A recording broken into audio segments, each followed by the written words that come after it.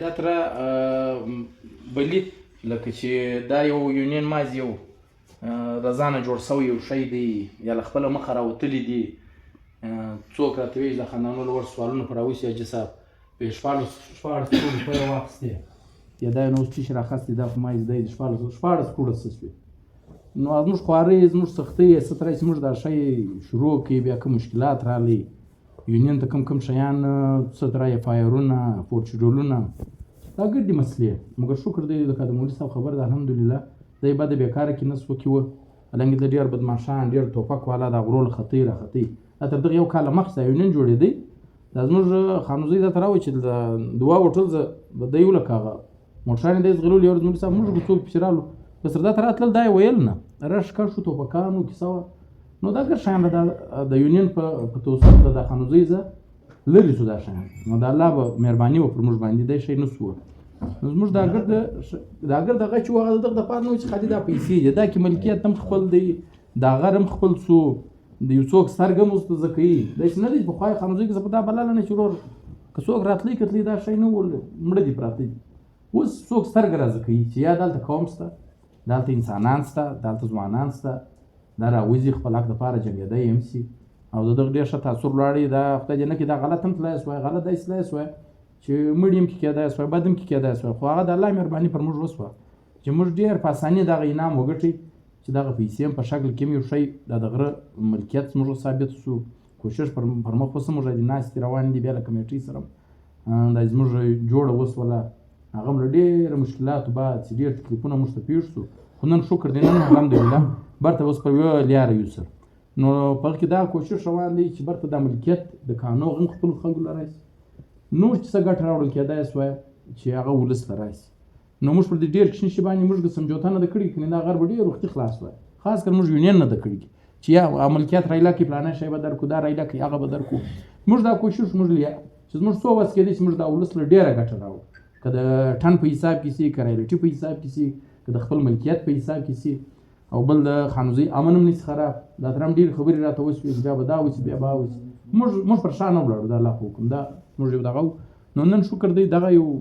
پیسې دومره نه دي دا چې بلې خانوزۍ موږ تقسیموو دا دومره غټ شی نه دی ولې بند غر و حالات چپ وو خو بیا هم دغه یو څه بیا زموږ خرچې هم ډېرې شوي دي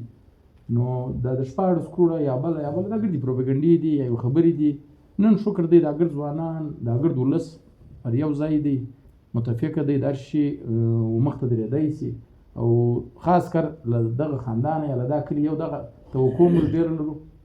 چې باید دا دي چې دغه خلک هم د خپل حق دپاره ودرېږي یونین سره د نه دري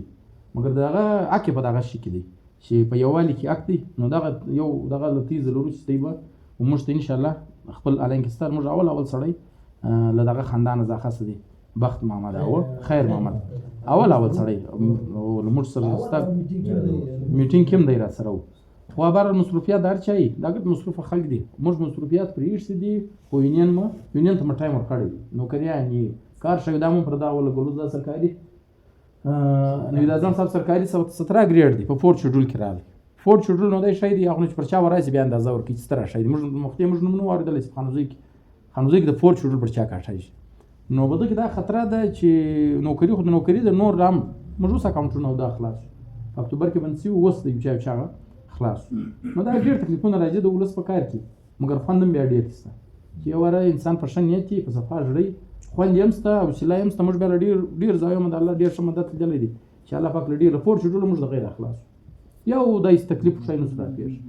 نو ستا یو کور ودان موږ چې هر څه راوړي دي به دا ستا حق دی دغه راځه قبول کړئ نور وای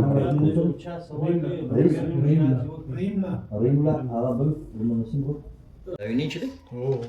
دا د الرټ والا سره پر څه شي جنګېده دا پر پیسو نه وي جنګېدلي چې 15,000 پیسه موږ پر ملکیت چې چا کار کړی دی هغه ته ملکیت ورکوي یعنې سلطان مصري کار کړی دی هغه چې ستا 300 فوټه به یونین دا سړي ته ورکوي تا کار کړی زید کړی بد کار کړی 40 کاله کړی 50 کاله مخکې کارونه کړي یو خو هغه چې د اکسپیکټر خوري دی هغه خو نشته هغه د هغو حیثیت نشته کوم خلک چې زاړه کارونه کړي د هغو تحفظ کول هغه تجاوز نه ورکول چې زه تحفظ کوم تحفظ یې کول دا چې تا ته خپل د هغه جریان څه کول د هره لار سره د جبل سره موږ جنګ په چی شو د جبل سره صرف جنګ په دا دی چې ما ملکیت ومني حاجي سلطان اکا دلته کار کړی دی، بابل اکا یې کار کلندر لالا کار کړی دی او سادو لالا کار کړی دی، امیر لالا کار کړی دی، مستر اعظم کار کړی دی او یاد خان کاکو کار کړی دی. دا به ګر ملکیت را سره منې چې ملکیت نه ومنې دا خو دا زموږ یو ټرست دی، دا 15,000 روپۍ دا یو داسې کمیشن دی، دا زما د لیارې زما د لوټې و د ډبرې و د دغه قیمت کوي، لیکن د معدنیاتو چې دی هغه زه ملکیت غواړم خلاص هم ځکه چې دا که خدای یونین ته دا خلاص هم ځکه وګټله، لکه نن چې اوس موږ سره ناست یو 15 کسه د کمیټې کسان دي، 15 کسه د یونین کسان دي، دا د لا ټوله سره ناست دي، شپږو میټینګ هم سره شي نوي خان په کمیټې کې ممبر ظهور صاحب دی، حاجي بشیر دی، حاجي عبیدالله دی، حاجي عصمت الله دی، عرفان دی، دا 15 د کمیټې دي. د یونین نوید خان دی، شمشاد احمد دی، ارسلان خان دی او سمیع الله دی، خالد شاه، دا په ګډه له اعلی ټوله سره جوړه شوې ده. سربیلان سره هم ناست دي، املاک سرکار خبره وکړي چې بېرته نه سبا پیسې سره نور مجلس صرف حاجي صاحب دا دی چې دا هغه زموږ ملکیت دی، که ملکیت نه دی بیا دې وچلوي، دا موږ زور کوو، دا موږ جګړه کوو، دا صرف ملکیت کوو. دا کمیشن چې دی دا موږ اول واره چې یونین موږ کار شروع کړي 2 میاشتې نوید خان زما غواړه 2 میاشتې 1,80,000 روپۍ موږ خرچه وکړه. څو 1,80,000 روپۍ عرفان مامو